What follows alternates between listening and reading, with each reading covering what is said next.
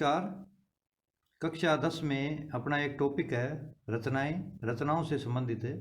ये भी इसमें से भी एक महत्वपूर्ण क्वेश्चन आता है और बहुत ही सिंपल है। तो इसमें कौन से जो संभावित प्रश्न हैं आने वाले, उस पर आज हम चर्चा करेंगे। तो सबसे पहला इसमें जो महत्वपूर्ण प्रश्न है वो होगा कि कोई रेखाखंड दे करके हमें उसको अनुपात में विभाजित करने को कहेगा, 2:3 में, या इसके 1:2:3, या यहाँ पर कोई भी अनुपात दे सकता है। वो हमें यहाँ पर इस प्रश्न को रटने की आवश्यकता नहीं है। मैं आपको ये डिफरेंट विधि है वो बता रहा हूँ, इसको करने का बिल्कुल आसान और सिंपल तरीका। कि इस तरह का कोई भी क्वेश्चन परीक्षा में पूछा जाए तो हमें क्या करना है, सबसे पहले जितने भी अनुपात दिए हुए हों उनका हमने योग कर लेना है।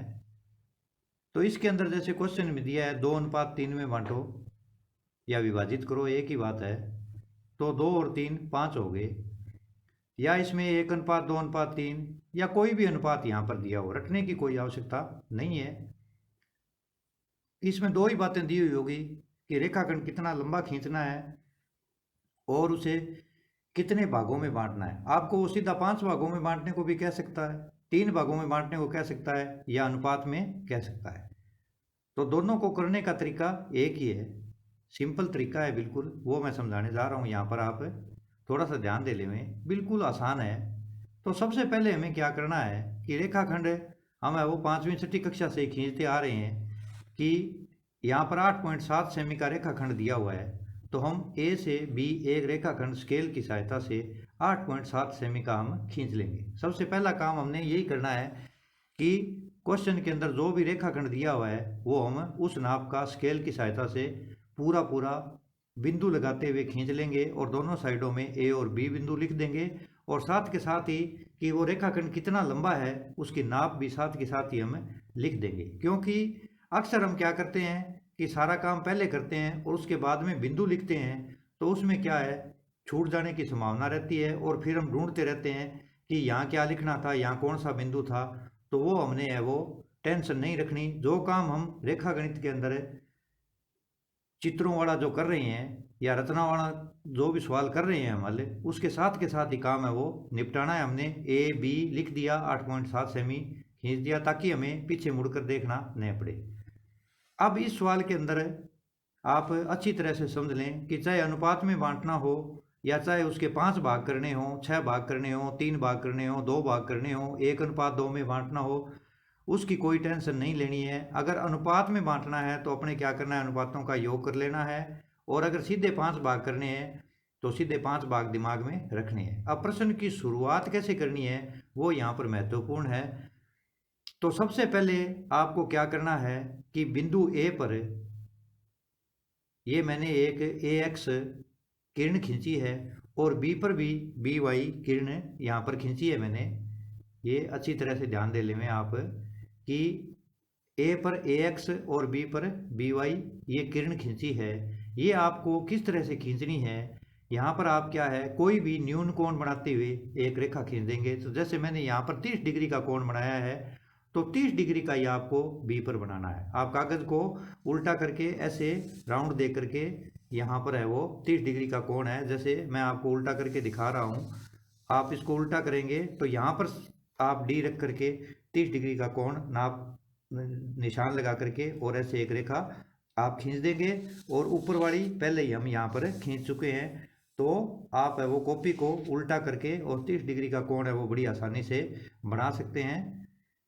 तो सबसे पहला काम हमने ये कर लेना है, 30 डिग्री के कोण बनाते हुए दो किरणें हमने ए से AX और बी से BY खींच देनी है, लंबी काफ़ी।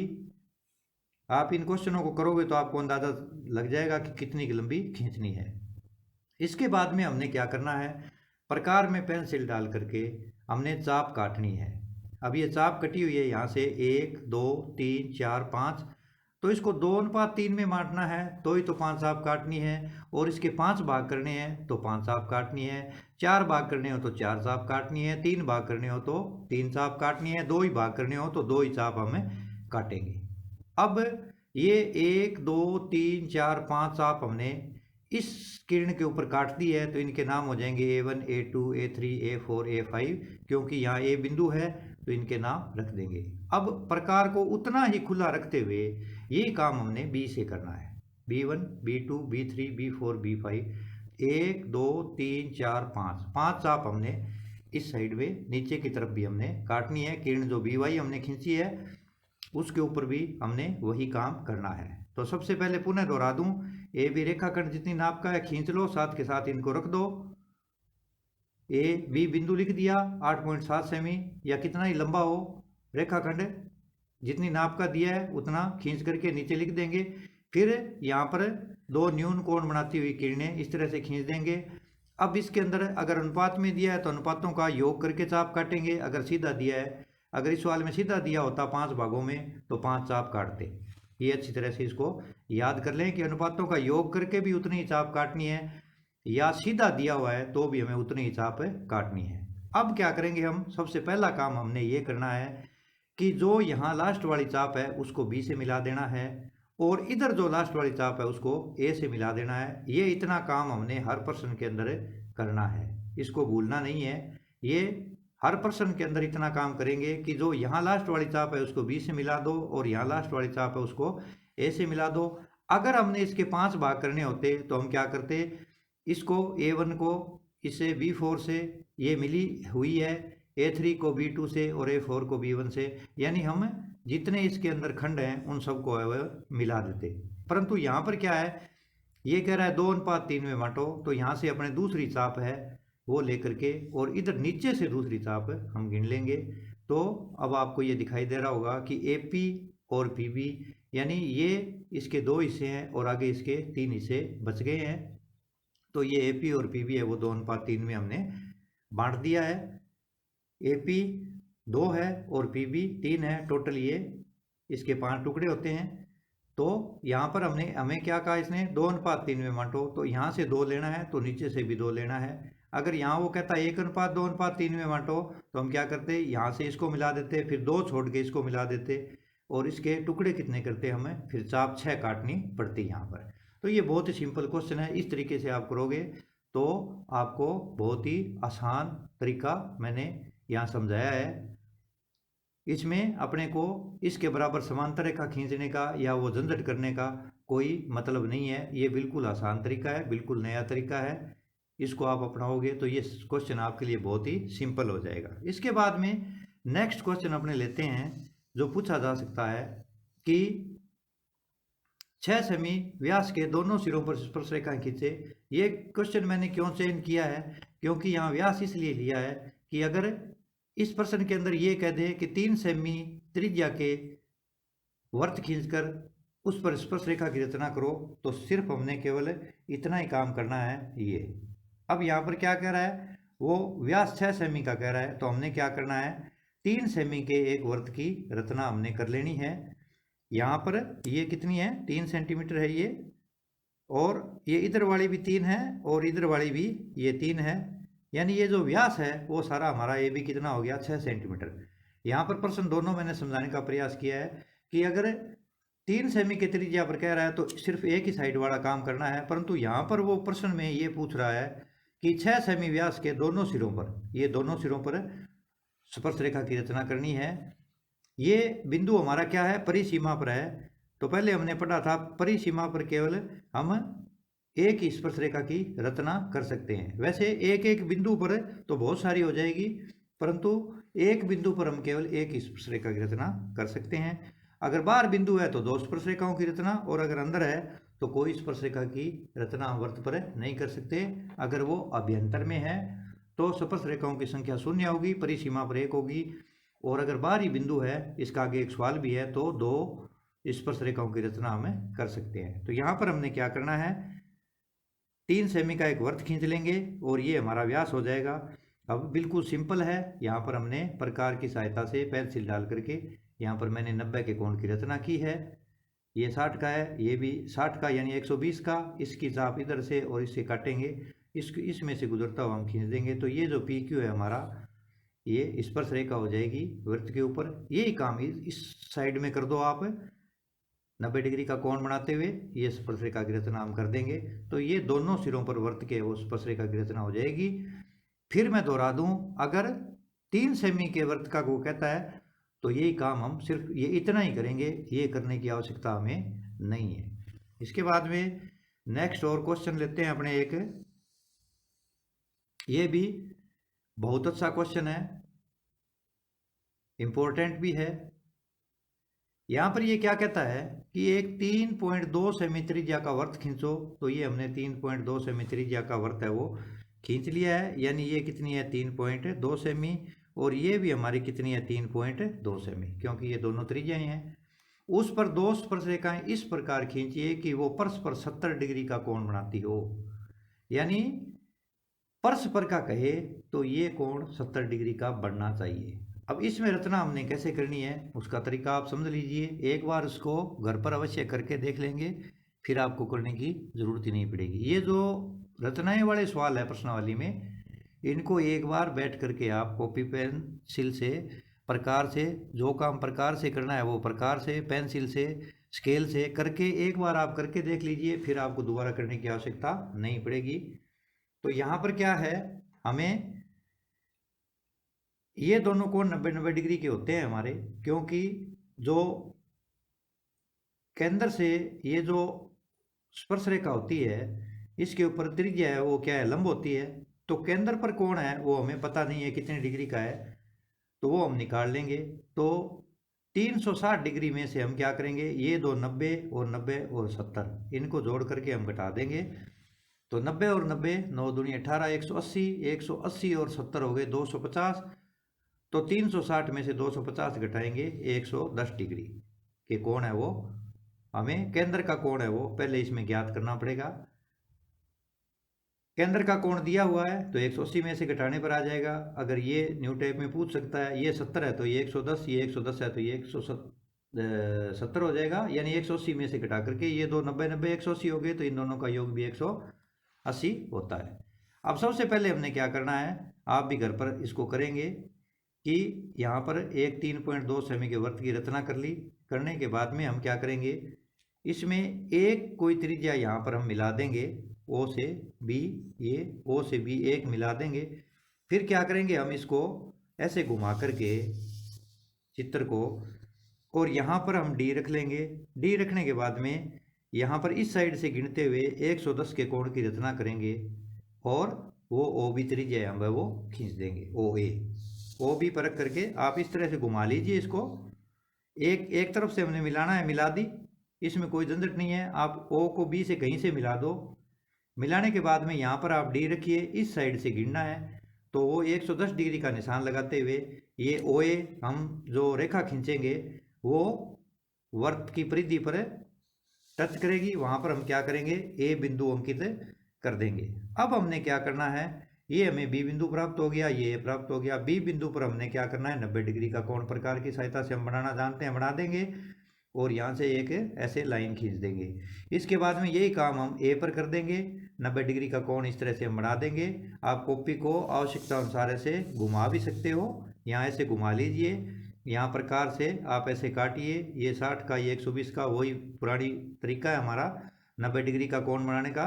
तो ये जब हम दोनों 90 डिग्री के कोण बनाते हुए रेखाएं खींचेंगे तो रेखाएं जहाँ पर वो काटेंगी तो वो अपने आप 70 डिग्री पर ही मिलेगी। 70 डिग्री पर बनाती हुई ये आपस में परस्पर 70 का कोण बनाती हुई यहाँ पर ये जो कोण है हमारा, ये क्या हो जाएगा, ए टी बी कह दो, ये 70 डिग्री का हमें प्राप्त हो जाएगा। तो यहाँ पर हमने क्या है, चौथा कोण हमें दिया हुआ नहीं है, उसको हम 360 में से ये 90 90 और 70 जोड़ करके 250 डिग्री घटा देंगे।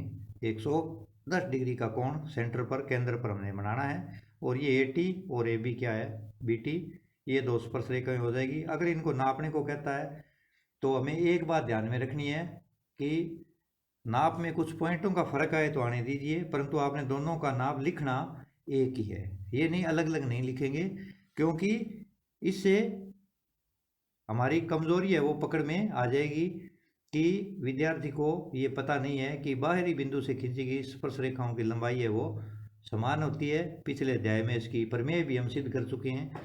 तो अगर पॉइंटों में कोई फर्क आता है तो वो कोई बात नहीं है, आप इन दोनों की नाप है वो एक जितनी ही लिखेंगे अगर वो प्रश्न के अंदर पूछ रहा है। तो ज़्यादा संभावना इस प्रश्न की आने की है, ये मोस्ट इंपॉर्टेंट क्वेश्चन मानता हूं मैं, मेरे हिसाब से ये प्रश्न आना चाहिए। यहाँ पर ये क्या कह रहा है कि एक वर्ग 3 सेमी त्रिज्या का बनाकर उसके केंद्र से ओ से 5 सेमी दूर स्थित पी से बिंदु से वर्त की स्पर्श रेखाओं की रचना कीजिए।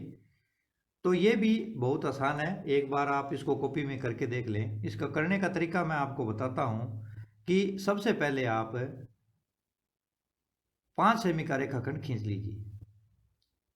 ये 3 सेमी त्रिज्या का बनाकर कह रहा है वर्त, इसको आप एक बार भूल जाइए, छोड़ दीजिए। केंद्र ओ से 5 सेमी दूर, तो ये ओपी है, वो 5 सेमी का रेखाखंड खींच लीजिए। रेखाखंड खींचने के बाद इसके नाम भी लिख दीजिए, ओ और पी नाम लिख दिए।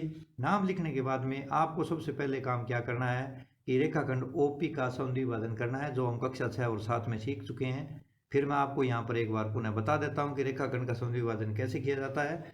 आप प्रकार को ओ बिंदु पर रख लीजिए और ये जो हमारा ओपी रेखाखंड है, प्रकार को पेंसिल लगे हुए प्रकार को ओ पर रख करके आधे से ज़्यादा आप खोल लीजिए। अंदाजे से आपको पता लग जाएगा कि ये आधे से ज़्यादा है। इसको यहाँ रखते हुए इस साइड में एक चाप ऐसे घुमा दीजिए पेंसिल से, और यही काम आप नीचे वाली साइड में ऐसे कर दीजिए। प्रकार को उतना ही खुला रखते हुए आप पी बिंदु पर रख लीजिए, और जो पहले वाली चाप कटी है उसको काटने का प्रयास कीजिए। अगर नहीं कटती है तो कोई बात नहीं, ये भी चाप आप एक बार खींच दीजिए, ये भी चाप एक बार आप खींच दीजिए। अगर वो चाप नहीं कटी है तो पुनः आपको प्रकार ओ बिंदु पर रखना पड़ेगा, और आप यहाँ पर इस तरह से ये दो चाप काटते हुए इनको क्या करेंगे, आप डॉटेड लाइन से मिलाएंगे। तो ये क्या हो जाएगा, इसका सौंदर्यवादन हो जाएगा। किसका, ओ पी जो रेखाखंड है इसका हमने सौंदर्यवादन कर दिया। अब हमने क्या करना है कि जो कह रहा है कि वृत्त 3 सेमी त्रिज्या का, अब हमने प्रकार 3 सेंटीमीटर पेंसिल लगा हुआ खोल करके यहाँ से हम क्या करेंगे, ओ पर एक वृत्त की रचना कर देंगे। इस तरह से ये खींच देंगे वृत्त।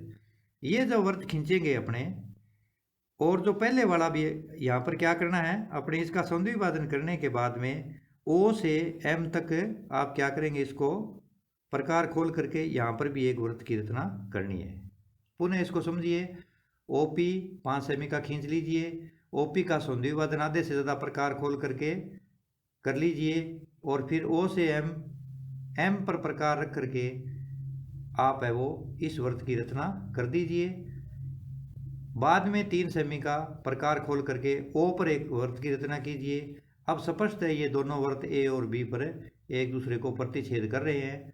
ओ को ए से मिला दीजिए, ओ को बी से मिला दीजिए, तो ये क्या होगी, ये जो नया वृत्त है हमारी इसकी त्रिज्या है ओ ए और ओ बी, जो 3 सेमी की है। अब जो ए बिंदु है और बी बिंदु है, पी से ए को मिलाते हुए एक रेखा खींच दीजिए, और पी को बी से मिलाते हुए एक रेखा इधर खींच दीजिए। तो यहाँ पर क्या है, ये पी ए और पी बी क्या होगी, दो वृत्त की स्पर्श रेखाएं हो गई। और पहले इसके अंदर अपने जो प्रश्न थे पीछे वाली अध्याय में, वो अब अपने यहाँ पर क्लियर हो गए कि वृत्त के अंदर अगर बिंदु है तो स्पर्श रेखाओं की संख्या होगी 0। अगर वृत्त की परिसीमा पर है तो केवल 1, और अगर वृत्त से बाहर बिंदु है, सर्कल से बाहर बिंदु है, तो स्पर्श रेखाओं की संख्या होगी 2। यहाँ पर ये पॉइंट है वो अच्छी तरह से अब हमें क्लियर हो जाना चाहिए कि अगर अभ्यंतर में बिंदु है कोई जरूरी नहीं है ओ ही हो, कहीं पर भी हो सकता है कोई बिंदु, तो स्पर्श रेखा नहीं खींची जा सकती। स्पर्श रेखाओं की संख्या 0 है। अगर परिसीमा पर है तो पहले हमने जो सवाल किए थे, केवल एक और केवल एक, और अगर बाहरी बिंदु है तो उससे वृत्त के ऊपर 2 स्पर्श रेखाओं की रचना की जा सकती है। तो इसके ऊपर भी अपने ध्यान दे लें। और विशेष तौर से पुनः एक बार मैं आपको दोहरा दूं कि जो रचना से संबंधित सवाल है इनको आराम से बारीक पेंसिल छीलते हुए और एक बार करके देख लें, और थोड़ा इसका अध्ययन भी कर लें। कि आगे इसके अंदर स्पर्श रेखाओं की लंबाई की नाप पूछ रहा है या कोई वो अन्य बात कह रहा है कि इनको सिद्ध करना है, तो वो भी हमें थोड़ा ध्यान उसके ऊपर दे लेना चाहिए। सबसे पूरे के पूरे अंक लेने का मतलब जो भी इंटेलिजेंट विद्यार्थी है वो प्रश्न को अच्छी तरह से ध्यानपूर्वक पढ़े। कई बार हम क्या करते हैं कि जल्दबाजी के अंदर प्रश्न को पूरा नहीं पढ़ते और प्रश्न के अंदर कुछ पॉइंट्स हैं उनका उत्तर देना हम छोड़ देते हैं। फिर हम कहते हैं कि हमारे ये नंबर 2 या 1 या कम हुए, वो कहाँ पर हुए उसका हमें अंदाज़ा भी नहीं रहता कि मैंने तो प्रश्न तो सही किया था, परंतु ऐसा नहीं होता। हम कहीं ना कहीं कोई पॉइंट है वो छोड़ देते हैं और उसका हमें फिर बाद में खामियाजा भुगतना पड़ता है, उसका हमें नुकसान हो जाता है। तो इस बात का अवश्य ध्यान दें और ये प्रश्न अपने कर लें। इसी के साथ रचनाओं वाले सवाल में मैं आपको एक और महत्वपूर्ण जानकारी दे दूं कि जब हम परीक्षा के अंदर जाते हैं, पेपर हल करते हैं, उस समय भी हमें कुछ खास तैयारी करनी चाहिए। वो तैयारी क्या होती है कि मैं आपको मेरे हिसाब से बताता हूँ कि जैसे हम नीली स्याही से काम करते हैं तो वो काम भी हमें अच्छी तरह से पेन है वो आप वही खरीद लो बाज़ार से जो पेन आपको परीक्षा में यूज करना है। क्योंकि अक्सर हम क्या करते हैं, यहाँ ये ध्यान देने वाली महत्वपूर्ण बात है कि परीक्षा के अंदर हम नया पेन खरीदते हैं, नए टाइप का होता है, वो या तो मोटा होता है या पतला होता है। तो ये भी हमारा क्या है, कुछ हद तक समय बर्बादी का कारण बन सकता है। इसलिए यहाँ पर ध्यान दें कि आपने जिस भी पेन से परीक्षा देनी है उसी पेन से आप है वो हमेशा के लिए अपना होमवर्क कीजिए, रफ वर्क कीजिए। यानी पेन आपके हाथ के ऊपर है वो बिल्कुल है वो जच जाना चाहिए, फिट होना चाहिए। किस तरह का पेन है, कोई भी आप अच्छा पेन है चलने वाला हो, सभी पेन अच्छे होते हैं, अच्छा चल रहा हो, बीच में रुके नहीं, तो आप उन पेनों को 5-7 इकट्ठे ही खरीद लीजिए। अगर आपने पहले आदत नहीं डाली है तो अभी आपके पास वक्त है, आप हाथ के ऊपर उस पेन को अच्छी तरह से आप जचा लीजिए।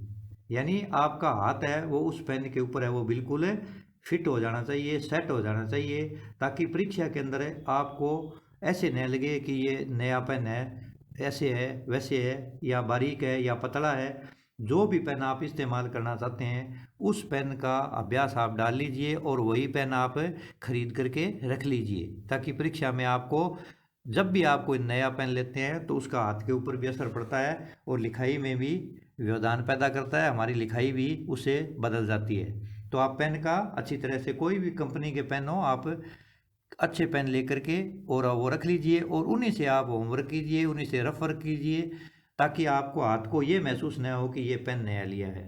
इस बात का आप बहुत ही ख्याल रखें। दूसरी बात, अपने जो भी परीक्षा के अंदर आपको रोल नंबर है उनको अंकों और शब्दों में किस डेट को पेपर है, परीक्षा कॉपी के ऊपर हमने क्या करना है, तो वो पहले दिन आपको अच्छी तरह से ध्यान से है वो देख लेना चाहिए। ये नहीं हो कहीं आप है वो उसमें गलतियां करें, तो ये भी एक अच्छी आदत और अच्छी परंपरा नहीं है कि रोल नंबर हमें अच्छी तरह से अंकों में, शब्दों में, किस विषय का पेपर है और बाकी शिक्षक जो भी आपको गाइडलाइन बताएंगे उनको फॉलो करना है, ध्यान देना है। इसके बाद में आपको मैं बताता हूँ गणित संबंधी या अन्य विज्ञान के अंदर जहाँ हमें चित्र बनाने होते हैं, तब हम क्या करते हैं, समय बचाने के लिए आपको क्या करना है कि ज्योमेट्री बॉक्स के अंदर एक पेंसिल छिली हुई हो, तैयार हो और वो प्रकार के अंदर लगी हुई होनी चाहिए, अच्छा प्रकार हो, उसकी प्रकार की जो नोक है वो टेढ़ी मेढ़ी न हो, डी भी अच्छी हो, स्केल भी टूटा हुआ न हो, प्रकार के अंदर पेंसिल लगी हुई ही, छिली हुई, तैयार की हुई, बारीक छिली हुई, वो आपको प्रकार के अंदर ही लगा करके रख लेनी चाहिए और अच्छी तरह से कसा हुआ प्रकार ज्योमेट्री बॉक्स के अंदर होना चाहिए। और अन्य काम करने के लिए जैसे कोई रेखा खींचनी है या ये खींचनी है, उसके लिए अपने एक पर पेंसिल है वो अलग से ज्योमेट्री बॉक्स में रखनी चाहिए आपको, ताकि आप बार बार प्रकार के अंदर पेंसिल डालते हैं और निकालते हैं, उससे भी समय की बर्बादी होती है। तो इन सब बातों का भी आप है वो महत्वपूर्ण योगदान होता है पेपर में करने का। और जैसा कि मैं बार बार कह रहा हूँ आपको कि हमें हर विषय पर समय देना चाहिए। समय बहुत कीमती है, जो समय निकल गया वो आने वाला नहीं है। अपने स्वास्थ्य का ध्यान रखें, अच्छी नींद लें, किसी प्रकार का तनाव न लें, परीक्षा हर साल होती है। हम कक्षा 10 की तैयारी कर रहे हैं। जब भी समय मिले पीछे वाले वीडियो दोहराइए, छोटी छोटी जो आपकी कमियां हैं उनको आप दूर करने का प्रयास कीजिए, और हमारे पास काफ़ी समय है, आप बार बार अभ्यास कीजिए। अभ्यास से ही हम अच्छे अंक प्राप्त कर सकते हैं, क्योंकि हम ज़्यादा से ज़्यादा जितने क्वेश्चन करेंगे, अगर पेपर के अंदर है कुछ बड़े क्वेश्चन और कुछ छोटे क्वेश्चन हैं हमारे बिल्कुल सेम टू सेम किए हुए हम अगर आ जाते हैं तो उससे हमारे समय की बचत होती है, और हम जो हमारा मिशन है 100/100 इसको हमें वो आसानी से अचीव कर सकते हैं। टारगेट हमारा 100 का है, 100 का हमें प्राप्त करना है। किसी प्रकार का तनाव नहीं रखना, तैयारी अच्छी कीजिए, तो आपको परीक्षा के अंदर है वो कोई कठिनाई नहीं आने वाली है। इन्हीं सब बातों के साथ आज का ये टॉपिक मैं यहीं समाप्त करता हूँ। अभी काफ़ी टॉपिक अपने कक्षा 10 में बचे हैं, तो नए टॉपिक के साथ अगली बार मैं फिर उपस्थित होऊंगा। धन्यवाद।